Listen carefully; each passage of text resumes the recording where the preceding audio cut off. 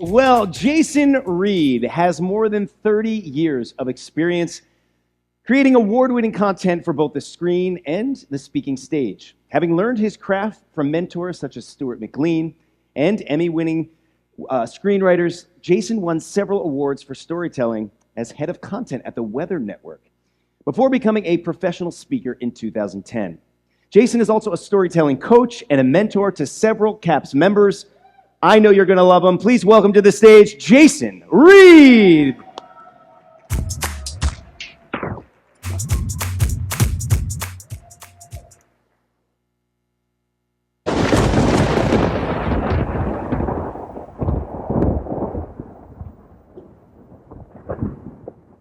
The play's the thing, wherein I'll catch the conscience of the king.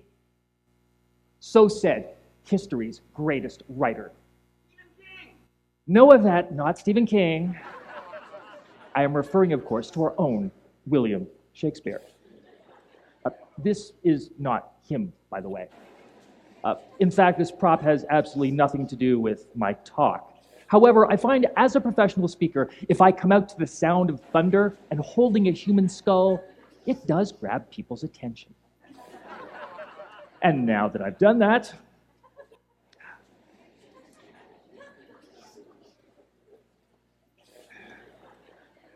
don't like the way he looks at me. Okay, the play's the thing, wherein I'll catch the conscience of the king. This is a famous line from Shakespeare's Hamlet, and it's supposed to be a prophetic statement within the play, predicting the future. But it is a little off, because those of you who know Hamlet know that it's not the play that catches the conscience of the king, it is a specific scene.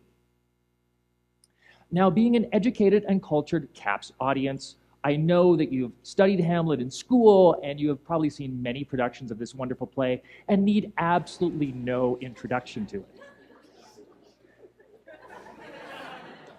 Okay, here's an introduction. This is Hamlet. He is a Danish prince, and that's because his parents are the king and queen of a place called Denmark. And, oh, I forgot to mention, he also has an evil uncle, Claudius. Don't we all have an evil uncle at some point? So Hamlet's father dies under mysterious circumstances, and Claudius immediately marries Hamlet's mother and becomes the new king. Now, interestingly enough, this is not shown to us in a scene. We don't actually see this happen. This is something called backstory. We hear this from some of the other characters. And we'll talk about the difference between backstory and scenes in a moment. Now, one of the first actual scenes of the play takes place as Hamlet has a conversation with his father, who we now know is dead, so his father is a ghost. Now, the ghost has a very important message for Hamlet. The ghost tells Hamlet that Hamlet's uncle Claudius actually killed his father to become the king. And the ghost demands that Hamlet takes immediate action and get vengeance. So Hamlet has a problem. And it's a problem that a lot of us have faced at some point in our lives. Do we listen to the ghost and immediately go kill a member of our family? Or do we decide to wait? So Hamlet decides to wait. But he does something more than that. He comes up with a cunning plan. He hires a troupe of actors. And a little bit of trivia that some of you may know, back in the Middle Ages, all actors were men. So even the female parts were played by male actors. This will be important to a joke later on, so I thought I would give you that information in case you didn't know. So what Hamlet is going to do is he hires this group of actors to do a play in the castle. And within that play, he creates a scene that actually recreates his father's murder in the hope that it provokes his uncle, because he knows if his uncle reacts strongly to it, that his uncle is indeed guilty. Now, if you think you may have heard the plot point of recreating the scene of the crime to provoke the killer, that's because you have. This is a very common trope. And there's a reason why this is such a popular plot point. Because it's believable. Because scenes have an incredible emotional hold on us. And we'll talk about the power of scenes in a moment. But what I want to do right now is just step back for a second and talk about, well, what are scenes? So if you've ever watched a movie or a TV show, seen a play, heard an audio drama, you know scenes. Because these things are merely collections of scenes that tell a larger story. Now, the interesting thing about scenes as a storytelling form is that they come with certain constrictions that other forms of storytelling don't have. Specifically, scenes involve a specific time and place. They're trying to recreate real life in real time. So here's the thing, if you're building a scene and you want to whiz forward in time, that's a different scene. If you want to go backwards in time, again, that's a different scene. If you want to change your location, again, a different scene. Now, this is very different from other forms of storytelling. For instance, the backstory I told you about Hamlet's family, I didn't show you that, I just told it to you. I gave you the information. So as speakers, often when we tell stories, we start by telling them, giving people some context and explaining who the characters are. But if it's a really juicy story, at some point, we want to slow down and recreate a specific moment in time and do basically like a one-person play. And that is a scene. Now, I mentioned scenes were powerful. And we know that because what we can do now in 2024 is, it's weird that we do this, but it has been done. We do brain scans on people who are experiencing scenes. So people watching movies or watching TV shows. And when these brain scans are done, a very curious thing comes out. We find that the brain lights up when people experience a scene in almost the exact same way that they would light up if they were actually experiencing that thing in real life. So scenes are indeed a very potent form of virtual reality. But we don't need technology to tell us this, right? If you've ever watched a movie or a TV show and you've laughed or you've cried or you've been anxious or scared or had any emotional reaction at all, you understand what scenes are and how powerful they are. So let's get back to Hamlet and his troupe of actors and talk about the scene that they are going to perform. And again, this is supposed to be an exact recreation of Hamlet's father's death. So bear with me. So the first two actors, representing Hamlet's mother and father, the king and queen, are having a nice stroll in the garden and a pleasant conversation. Well, actually, the conversation's kind of weird because the queen's talking about what she would do if the king died and whether she'd find another guy or not. And after this short conversation, the king goes to lie down under a tree, which you would, wouldn't you, after a conversation like that? So he goes and he starts to have a nap. And this is where the third actor comes in, because he represents the king's brother. Now, the third actor sneaks up on the sleeping king. Movement's very important in the scene, so we'll do that again. Sneaks up on the sleeping king, takes out a bottle of poison, and pours it in the king's ear, thereby murdering him. And I know what you're thinking. Why the ear? It seems like an odd choice. Now, this is something that always kind of flummoxed me. So before I did this today, I actually sought out my friend Carl Richards, who's a CAPS member, and he's somebody who knows history. And I asked him about this. And he assured me that back in the Middle Ages, the human digestive system wasn't fully evolved and developed yet. In fact, he tells me you can go into museums and you can see medieval paintings of people in taverns drinking like this. Now, I haven't seen these paintings myself, but we'll go with that now.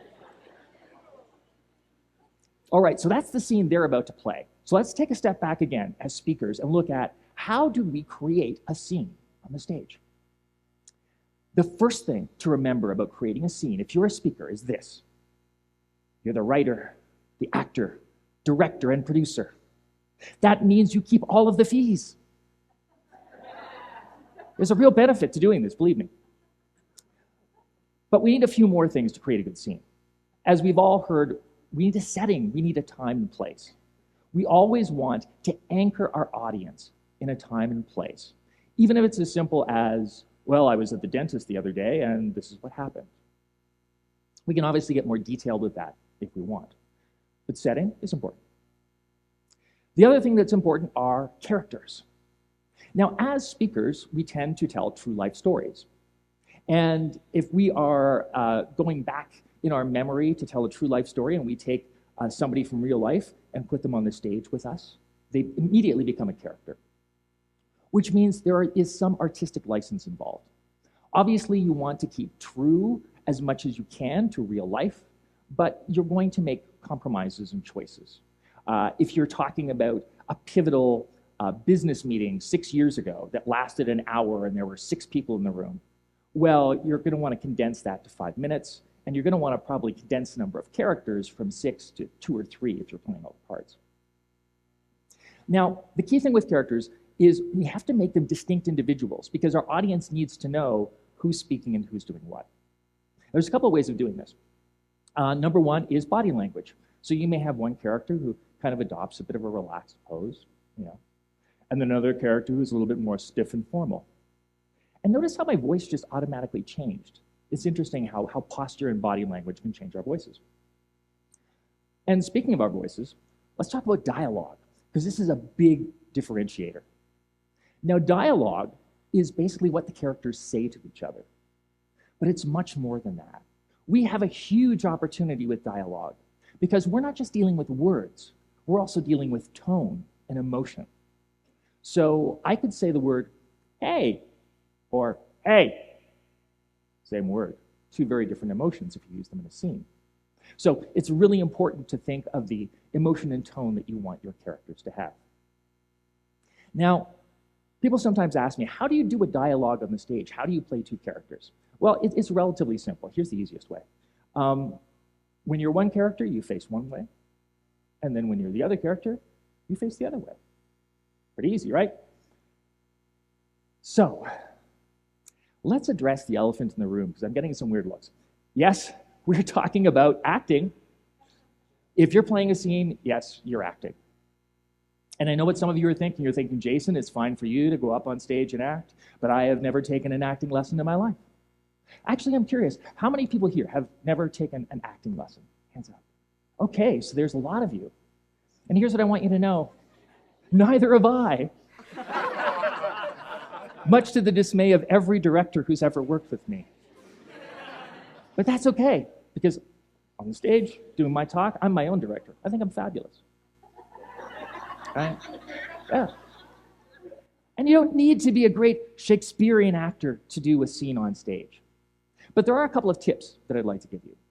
The first and most important thing, if you're playing a scene, is you gotta relax. It's called a play for a reason. And we heard yesterday from Brandy Heather about how important play is. This is a great way of starting play. Now, the other thing to do is to figure out who your characters are and how you're gonna play them. So before we get into that, I should tell you what I'm gonna do. So I'm gonna play Act 3, Scene 2 from Hamlet. But I'm not gonna play it as Shakespeare wrote it. I'm going to play it in the way that we as speakers would create our own scene. So I'm condensing a lot of information, a lot of time. I'm condensing a lot of characters. I'm going to play only 2 characters here. I'm also taking the end of the play and slamming it into the scene, so it's kind of a complete story. So my 2 characters are going to be Claudius, the evil king, and Hamlet himself. So let's look at how I'm going to play them. What I often do is take a couple of attributes that I want that character to have. And then I sometimes will think of an actor or a scene from a movie or a TV show where somebody has shown those attributes and use that as my inspiration. So let's look at Claudius. Claudius tends to be played as loud, because kings are always played as loud, they're always commanding people. But he's also lecherous. Ever since the king died, he has created a big party in the castle. It's gone on for weeks. And of course, he was on Hamlet's mom like the moment the king died too. So we know he's lecherous. He's probably a bit of a drinker as well. So he's kind of like a Henry VIII type, right? So when I think of that sort of character, I think of the great British actors. I think of Patrick Stewart or Ian McKellen or Brian Blessed. So that's kind of the inspiration I'm going to have with how I play Claudius. It gets a bit more tricky when it comes to Hamlet, because he's kind of two different people, right? At times he's bright, charming, brave, and eloquent. Other times he's dumb, obnoxious, timid, and confused. So when theater directors see this character, most of them tend to go, oh, this is a very multifaceted and multidimensional character, and I must get my most experienced actor to play it. They do talk like that. That's one interpretation of Hamlet you can go with. But there is a more simple artistic interpretation of Hamlet, and that is viewing Hamlet as a teenager. For those of you who have teens at home, does this not track? Right? One moment, they are the most beautiful creature ever to grace the planet, and then the next moment, it's like, who are you, where did you come from, and how can I send you back? Now, in the early 1990s, a brilliant thing happened. So the Manitoba Shakespeare Company decided to go with this interpretation and hired a young Keanu Reeves as Hamlet. This is true. This is true. And this isn't the Keanu Reeves that you've known, over the last 10 years. This is Keanu Reeves fresh off Bill and Ted's Excellent Adventure. Inspiring casting, dude. So this is how I'm going to play my two characters. So we have our characters. The next thing we need, obviously, is a setting. So the setting is the Great Hall at Elsinore Castle in Denmark. The year is... we don't know what the year is. It's medieval times and people had swords and stuff. That's probably all you need to know. Okay, so let's set up the scene. So within the Great Hall, the actors have already started their play. There's an audience. The king comes in, because he's always the last one to arrive, because he's the king. And as he arrives, they start playing this specific scene meant to catch him. And he and Hamlet actually have a conversation while the scene is going on, which, I know, rude, eh? That would never happen at a CAPS audience. You don't want to be having a conversation while the play is going on. But apparently in Shakespeare's time, this happened every day. All right, I think we're ready. So let the trumpets flourish. The king approaches.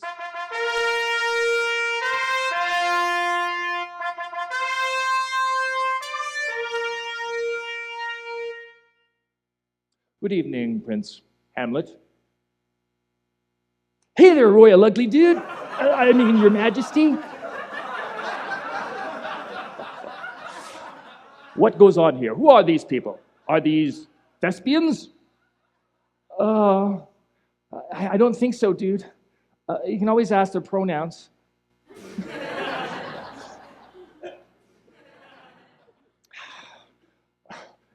If these be actors, what is the name of the play? Oh, it's, Hamilton? No, it's a story about a king and a queen and the king's evil brother. Yeah, it's had nothing to do with you or my mom or anything.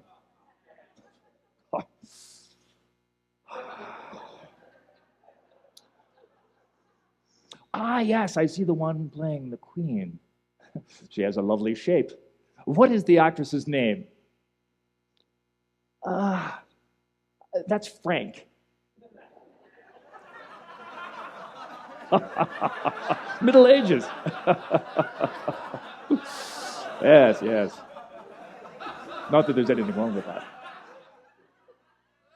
So, tell me, what exactly is happening here?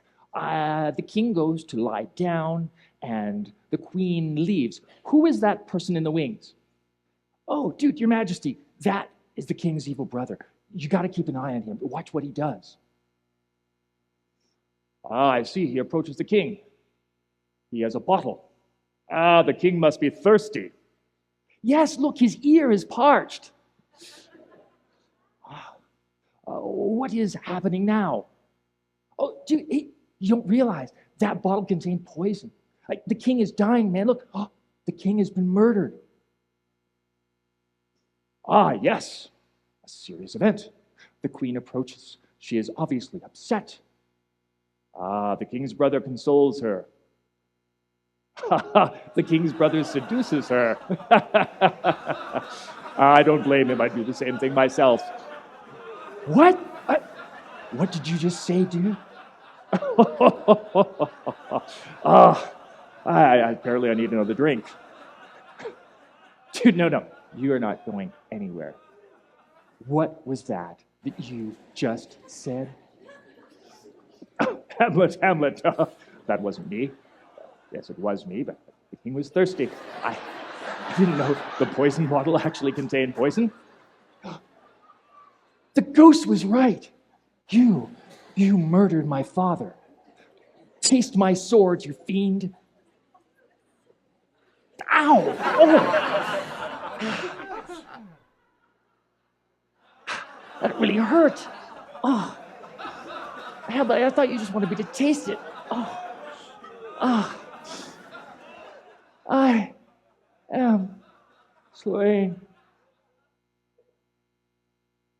This adventure has taken a most violent turn. My Uncle Claudius is dead, as is my mom, my dad, my girlfriend, my girlfriend's brother, my girlfriend's father, two guys that Tom Stoppard really likes.